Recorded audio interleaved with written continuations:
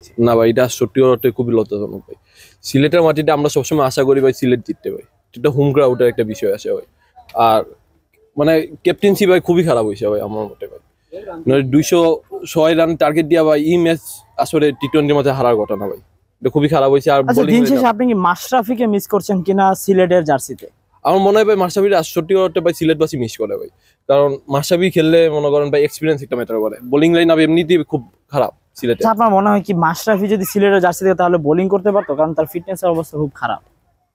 মাশরাফি ভাই যদি একাদশে থাকে ভাই, মাশরাফি ফিল্ডে থাকলে ভাই অন্যরকম একটা বুস্ট আপ করে প্রত্যেকটা প্লেয়ার কি।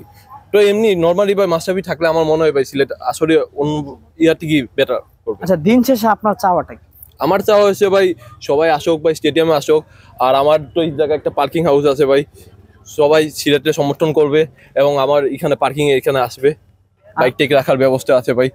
আচ্ছা, ধন্যবাদ আপনাকে।